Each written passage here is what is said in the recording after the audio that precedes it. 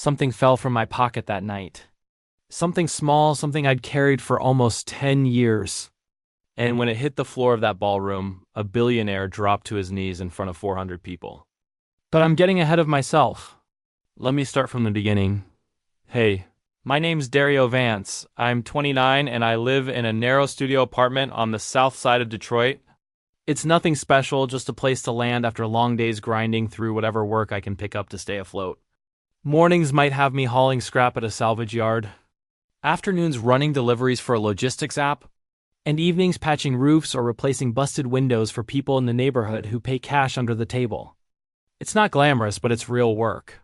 And it keeps the rent paid while I put money aside for an aircraft mechanic certification I've been chasing for years. I've always wanted to work on planes. There's something about machines that fly that makes you believe anything broken can be made whole again. Growing up the way I did, that idea kept me going. Nothing big, just a dream of walking into a hangar one day and knowing I belong there. Nights like tonight, though, I pick up extra shifts at the Lakeshore Grand, a hotel and events venue on the waterfront. It's one of those high-end places where the wealthy come to celebrate things most of us will never have. I buttoned up the standard white shirt and black vest, grabbed a tray, and disappeared into the scenery, pouring drinks, clearing plates, offering a practiced smile before stepping back into the background. In places like the Lakeshore Grand, guests pay a fortune to not notice you. And we're trained to keep everything seamless. Invisible. The floor manager pulled me aside before the doors opened and said, "You're on the main gallery tonight. You don't talk unless spoken to, and you move like you're not there." I didn't argue. Gallery shifts mean better tips, and every dollar gets me closer to that certification fee. This wasn't just any night.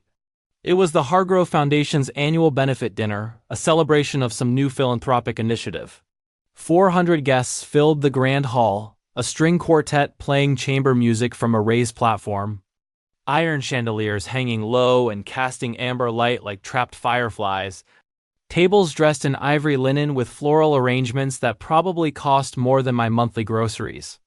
Men in custom suits leaned into conversations over whiskey. Women in flowing gowns moved between tables, pearl necklaces and gold bracelets catching the warm glow. The air smelled of aged bourbon, white orchids, and the faint sweetness of champagne. I moved through it all, topping off glasses, sidestepping conversations, feeling that familiar distance like I was standing behind glass watching a world I'd never belonged to. Everyone had a role, and mine was to not exist. That's when I noticed her, seated at a far table near the tall windows overlooking the lake. A young woman sat alone in a dark emerald gown that fell gracefully over her frame. Her posture caught my attention first, shoulders drawn inward, chin tilted down, hands clasped tightly together on the table as if anchoring herself to something solid.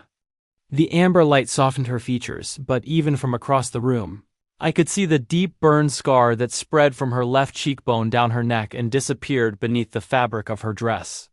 It wasn't new, but it stood out against her light skin, pulling glances whether she invited them or not. From the seating chart I'd scanned during setup, I knew her name. Nadia Hargrove, 25, daughter of Victor Hargrove, the chairman hosting the entire event. Victor was at the center table, shaking hands and trading polished laughs with board members and city officials. But every few moments his eyes would drift across the room to that window table, settling on his daughter with a look that had nothing to do with business. It was the look of a man watching someone he loved disappear slowly in plain sight. I had no idea, at that point, how deeply my life was already connected to that family. That part would come later. And when it did, nothing in that room would ever be the same. I poured wine nearby and caught the whispers. The kind people think vanish if they keep their voices just low enough. A group of young men in fitted suits stood near the bar, drinks in hand, voices carrying just far enough. Hargrove's got all that money, and his daughter walks around looking like that. Even the best surgeons couldn't smooth that out. Why'd he even bring her? She'd be better off staying home. Their laughter made my jaw tighten. It wasn't the first time I'd heard ugliness dressed up in expensive clothes. But here, under these golden lights, it cut deeper, like silk wrapped around something sharp. I glanced back at Nadia. She'd heard them. I could tell by the way her fingers pressed harder into the tablecloth, Her lips pressed into a thin line, her eyes blinking rapidly as if trying to hold something back by force. She didn't stand. She didn't respond. Maybe she'd been told too many times to be strong. Or maybe standing would only pull more attention to the scar, turning her into even more of a target dot at the head table. Victor's expression hardened, his hand tightening around his glass. He'd heard it too, but he couldn't march over and cause a scene. Not without dragging the spotlight straight onto her. I realized then that power like his came with its own kind of helplessness. The music shifted to a slow, sweeping melody, couples rising from their seats and drifting to the dance floor. Gowns trailing, shoes gliding across the polished stone. The room seemed to breathe with warmth, except for that one quiet table by the window dot in that moment. Nadia looked stranded in the middle of a crowd, invisible and exposed at the same time, and something deep in me moved. An old reflex from my years in the service, maybe. You don't walk past someone who's drowning if you know how to swim. What I was about to do would either get me fired on the spot, or become the most important decision I ever made. I didn't know which. I just knew I couldn't stand there holding a tray while she sat there holding back tears. I set my empty tray on a side table, straightened my vest, squared my shoulders, and walked toward her dot as I approached Nadia's table. The noise around me seemed to dim, like someone had turned a dial down on the entire room. I could feel eyes shifting my way, the server stepping out of formation. What was he doing? But I kept my focus on her, on the way she sat there like someone bracing for impact. She didn't look up at first. I stopped at a respectful distance, hands behind my back, and spoke softly, just loud enough for her to hear. How are you doing tonight? Nadia's head lifted slowly, her eyes wide and cautious, like someone who'd learned to expect whatever came next, curiosity, pity, or worse. Up close, the burn scar was more visible, a textured patch that pulled slightly at her skin. But it didn't define her. Her eyes did. Dark brown, shadowed with fatigue, holding a depth that made everything around us feel hollow by comparison. She didn't answer right away. I didn't push. Instead, I took a breath and offered a slight bow, formal, the way I'd watched the guests greet each other all evening. May I have this dance? The words hung in the air, and I heard a quiet intake of breath from a nearby table. The quartet played on, but the space between us thickened. Nadia stared at me as if I'd said something impossible. You're the server, she whispered, her eyes dropping to my vest as if reminding herself, or me, of the distance between us. I am, I said evenly, holding her gaze. And if you say no, I'll apologize and go back to clearing plates. But if you say yes, it would be my honor. Her fingers tightened on the napkin in her lap, knuckles going white. She swallowed, her gaze moving to the dance floor where couples swayed effortlessly. Then back to me. I don't want you to lose your job. You're not putting anything at risk, I replied, keeping my voice steady. You're just sitting alone in a room where nobody should have to be. That reached something in her. Her lips parted slightly, tears rising, but she blinked them away. She scanned the room, the stairs, the whispers, then looked back at me, searching my face for a trick, a punchline. Finding nothing, she paused one more second. Then slowly, she placed her hand in mine. The grand hall went still, or at least it felt that way. A low ripple of murmurs spread outward like a stone dropped in water. Shock, confusion, maybe a thread of disapproval. I ignored all of it, helping her to her feet with care, her gown brushing softly against the chair. Her hand was cool and trembling in mine, but she didn't pull away. I led her to the near edge of the dance floor, not hidden, but not center stage. The music was a slow, elegant piece now, strings rising gently. I placed my free hand lightly on her back, keeping a respectful space between us, and began to move. Slow, simple steps, nothing elaborate. She was rigid at first, like iron resisting the bend, her eyes fixed on the floor, breathing short and uneven. Look at me, I murmured, just above the music. Not at them, just at me. She raised her gaze, and for a moment our eyes held. In hers, I saw not just fear, but layers of exhaustion. The kind that comes from carrying something too heavy for too long. The scar shifted as she moved, but I didn't flinch or look away. I just held her steady, guiding her through the rhythm. One step, then another, Her posture softened a fraction, shoulders releasing as the music wrapped around us. The weight of every stare pressed into my back, but out here, it felt like we'd stepped into a space that belonged only to us. A few minutes in, something changed. Her hand relaxed in mine, her steps found the rhythm, and then, against everything, a small smile pulled at her lips. Fragile, like the first light before sunrise, but real. It reached her eyes, and for a moment the scar seemed less like a wound and more like proof of something she'd survived. From the center table, Victor Hargrove stood abruptly, his chair scraping back. I caught it from the corner of my eye, his hand pressed over his mouth, his shoulders shaking. Tears ran down his face. Not the composed emotion of a man who ran boardrooms, but raw, like something had finally broken free. He'd seen it too. His daughter smiling, truly smiling, for what might have been the first time in years since the accident. But what happened next is something none of us saw coming. Not Victor. Not Nadia, not even me. I stepped back as the music faded, ready to bow out and return to my tray. But as I did, something small slipped from the inside pocket of my vest, landing lightly on the polished stone floor. A worn leather bracelet braided tight, with a small metal tag stamped with a set of initials and a date. The sound it made was barely a whisper against the stone. But Victor heard it. His eyes locked on it like a man seeing a ghost. He moved forward, bending down to pick it up with trembling hands. He turned it over, fingers running across the engraving, his face losing all color. "Where did you get this?" he asked, his voice barely holding together. I froze. I knew instantly. This wasn't just my keepsake anymore. Victor held the bracelet as if it might dissolve in his hands. The murmurs in the grand hall had gone completely silent, the quartet resting between pieces, leaving an unnatural stillness that made every breath audible. His fingers traced the stamped initials, and his face, the mask of a man who commanded foundations and fundraisers, fell apart. "Where did you get this?" he repeated, his voice cracking on the last word. I stood there, pulse hammering, the pressure of 400 eyes closing in.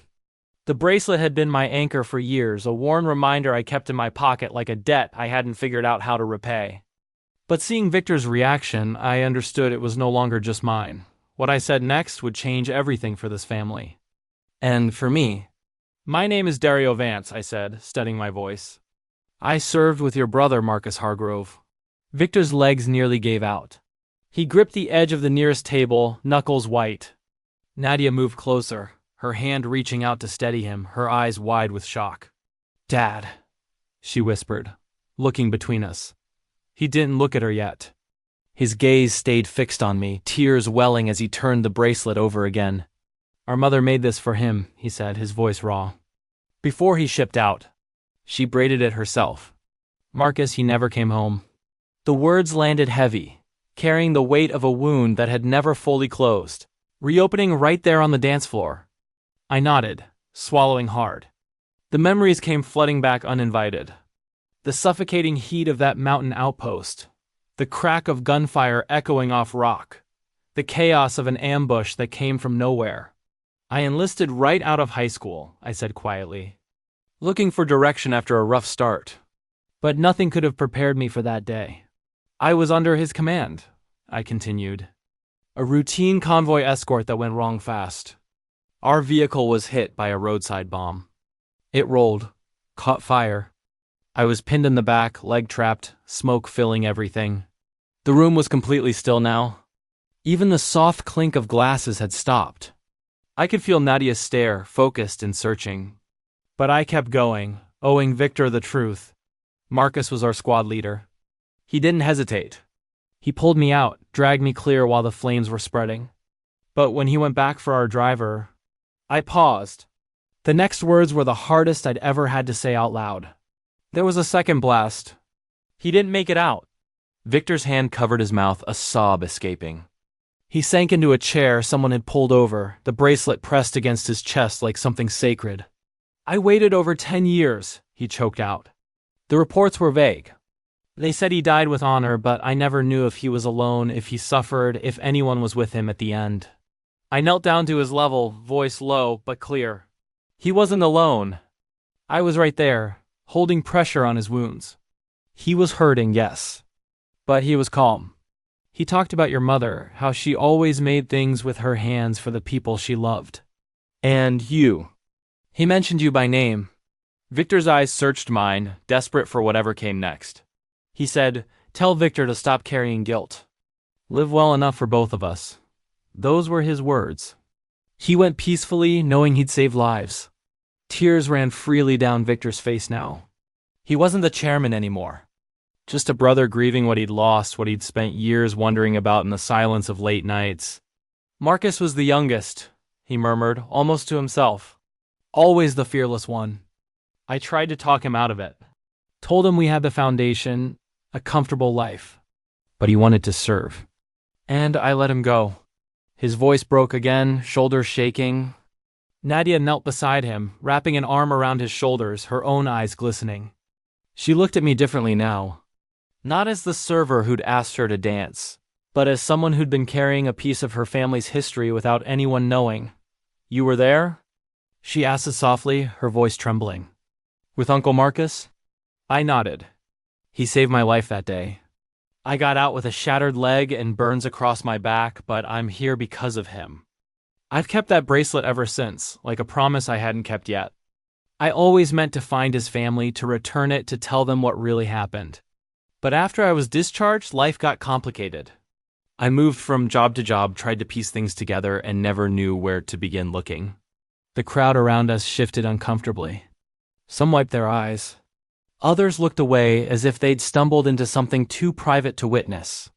The Gala's polished surface had cracked open, replaced by something raw and human that cut through every layer of pretense. Victor wiped his face with the back of his hand. Gathering himself enough to stand, he pressed the bracelet to his heart one more time, then looked at me squarely. "You've brought my brother back tonight," he said, voice thick. "In a way I never thought I'd experience. Thank you for being there when I couldn't. For holding on to this." I shook my head. I didn't do much. Marcus was the hero. I just made it out. Nadia stood too, her hand lingering on her father's arm. She caught a glimpse of her own reflection in the tall window beside them, the scar visible in the glass, then turned back to me. A quiet understanding passed between us. We'd both been carrying marks from the past. Hers on the surface, mine underneath. But tonight, those marks had drawn us into the same circle in ways none of us could have predicted. Victor turned to Nadia, his expression softening. "You see, sweetheart? The world can be cruel, but there are still people in it worth believing in." But Victor wasn't done. And what he did next silenced the room in a way that no speech ever could. He turned to face the crowd, his posture straightening as if drawing on something deeper than composure. The bracelet was still in his hand, but his voice, when he spoke, carried across the silent hall without any need for a microphone. He looked directly at the group of young men near the bar. The ones whose laughter I'd overheard earlier, their words aimed at Nadia like something casual and harmless. "I heard what you said tonight," he began, his tone measured but lined with steel. "About my daughter." The group froze. Their easy confidence dissolved in an instant. One of them shifted on his feet. Another opened his mouth as if to explain, but Victor didn't give him the space. "You called her damaged. You laughed at her scars, at the marks she earned surviving something that would have broken any of you. You thought because you were wearing suits and holding champagne, you had the right to make her feel like she didn't belong here." He pointed at them, his hand steady. "Security. Remove these men, now." 2 guards appeared from the edges of the room, moving with quiet precision. The men stammered. "Mr. Hargrove, we didn't mean, it was just—" But their voices faded under the weight of the stares around them. Heads lowered, faces flushed, they were escorted out.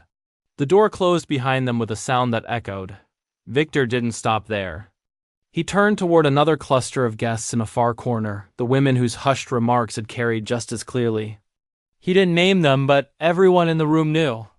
"And those gentle comments wrapped in sympathy," he continued, his voice dropping lower but losing none of its force.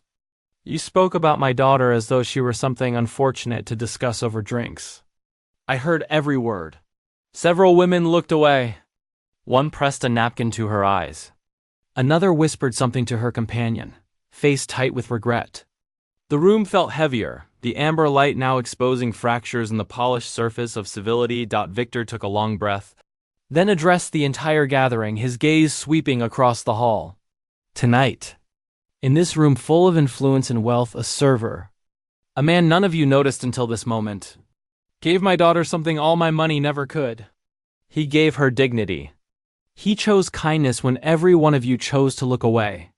The words landed like stones in still water, rippling outward through every corner.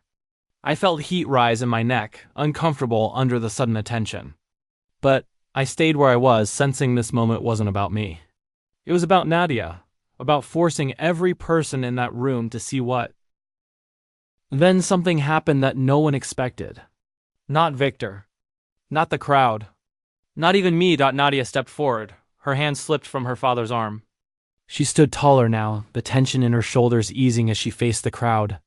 The same people who had reduced her to a whisper earlier in the night. Her voice started soft, wavering at the edges but grew stronger with each word.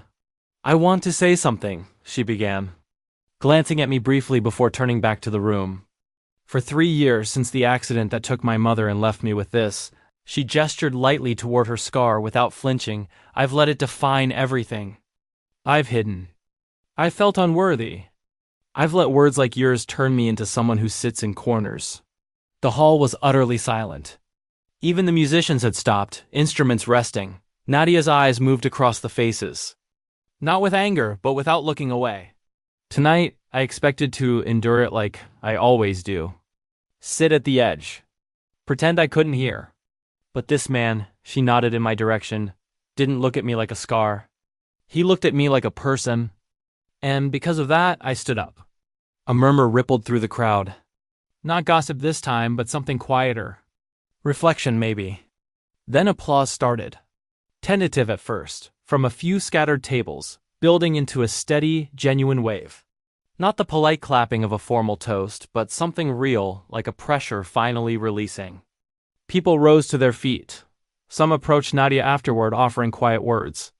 "I'm sorry for what I said," one woman murmured, eyes lowered. Nadia didn't embrace them or offer forgiveness on the spot. She just nodded, accepting without needing to absolve. It was enough. Victor watched her with pride filling his eyes. The earlier tears dried, but the emotion still written across his face. He turned to me then, placing a firm hand on my shoulder. "You chose decency when everyone else turned away," he said, voice low but certain. "That's rarer than anything I've ever built." The atmosphere in the grand hall had shifted completely. From polished performance to something stripped bare. Guests who had laughed earlier now stood quietly, conversations turning inward. The amber light felt less like a spotlight and more like something warm, exposing a truth the room had been avoiding all night. That worth had nothing to do with flawless appearances or deep pockets, but with the quiet choices that lifted someone when no one else would. I stepped back toward the edges, ready to fade into the background again. But Victor and Nadia drew me closer, treating me not as staff but as the person who had unknowingly returned a piece of their family. The evening wound down slowly after that. Guests filtered out in subdued groups, their earlier chatter replaced by hushed tones. The grand hall felt larger now, emptier, the amber lights dimming as staff began folding linens and stacking chairs. I moved back toward my duties, picking up a stray glass here, gathering plates there, trying to slip into invisibility again. But before I could fully disappear, Victor caught my eye and motioned me over to a quieter space near the windows where the quartet had been set up. "Dario," he said, his voice steadier now though the rawness still sat behind his eyes. He still held the bracelet, resting in his open palm like something recovered from the bottom of the sea. Nadia stood nearby, her gown slightly creased from the evening's turns, but her posture carried a new ease. I approached, wiping my hands on a cloth out of habit. "Sir, I should probably get back to—" He waved that off, his expression serious but warm. "I want to make you an offer. Not as a server, but as someone who's shown more integrity tonight than half the board members in my foundation. A position at Hargrove. Entry level if you prefer, with full training. I'll cover relocation if needed. Get you set up properly. You deserve more than side jobs and tip money." The words hit me like a current I hadn't expected. It was the kind of offer people spend years hoping for. A way up from the grind I'd known my whole adult life. But it also felt like a reward for something I'd done without any expectation of return. And that didn't sit right. I shifted my weight, glancing at Nadia, who watched quietly, her dark eyes attentive. I appreciate that, Mr. Hargrove, more than I can say. But I've got my own direction.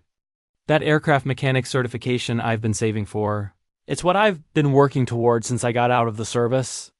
I want to work on planes. Build something real with my hands on my own terms. Taking a foundation job, it wouldn't feel right. Not like this. Victor studied me for a moment, then nodded, something like respect crossing his face. Fair enough. You're not someone who takes what he didn't earn. But let me adjust the offer. I'll cover your tuition. Full program, no strings, no obligations. Consider it settling a family debt. Marcus saved your life. You've given us answers we waited a decade for. Let me do this one thing. I hesitated.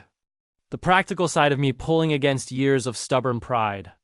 Scraping by for so long had taught me to rely on myself. But turning down something that could actually change my path felt foolish too. Finally, I extended my hand. If it's no strings, then yes. Thank you. And I'll pay it forward. Live well, like he said. Victor shook my hand firmly, his grip saying more than words could. You've already started. You pulled my daughter out of the shadows tonight. That's worth more than any tuition. Nadia stepped closer then, her presence drawing my full attention. She'd taken off some of her jewelry, her hair falling a bit looser now, making her look less like the chairman's daughter and more like a young woman finding solid ground. She met my eyes, a mix of gratitude and something careful in her expression. I don't know how to properly thank you, she said, her voice soft but steadier than before. You don't need to, I replied. You just need to stop sitting at that table. She let out a small laugh, genuine and light, the sound breaking through the last of the evening's tension. Easier said than done. But tonight, it actually feels possible. She paused, glancing at her father before continuing. If you're free sometime, maybe in a day or two, I'd like to buy you a coffee. Not here, not in a ballroom. Somewhere normal. Just to talk. The invitation caught me off guard, but not in a way that felt wrong. It wasn't pity. It wasn't obligation. It was real. An offer from someone who wanted to connect beyond the weight of everything that had happened. I nodded. I'd like that. The quartet's cellist tested a few lingering notes, a quiet melody floating through the nearly empty space. Nadia tilted her head, a playful light in her eyes that hadn't been there at the beginning of the night. One more dance. For the road. I looked around. The floor was vast and empty now. The amber light softer, like a glow meant only for us. I offered my hand again. This time not to prove anything. Just to end the night the right way. She took it. Her touch warmer, less hesitant. We moved slowly across the stone floor. No audience to perform for. Just the faint sound of strings and the quiet rhythm of steps. Her scar caught the light now and then, but it didn't dominate. It was simply part of her. The same way my own hidden scars from the service were part of me. As we turned, I felt her relax fully, her head briefly resting against my shoulder in a moment of simple trust. This feels different from the first dance, she said softly. Like it's actually mine. I nodded. It is yours. No one else's. She smiled, eyes shining. This time I believe that. Victor watched from a distance, the bracelet tucked safely in his jacket pocket. His face finally at peace. As Nadia stepped back, I felt something shift in myself too. Not just the relief of the night ending, but a quiet release. Carrying that bracelet had been my way of honoring Marcus. But tonight, it had found its way home. And in the process, it had helped bring someone else forward, reminding me that I wasn't just surviving my past. I could still make a difference. The grand hall doors closed behind the last guest, leaving only echoes. For Nadia, there was a small rebirth. For Victor, closure. For me, a reminder that one honest choice could change a room. And maybe, just maybe, the start of something worth holding on to.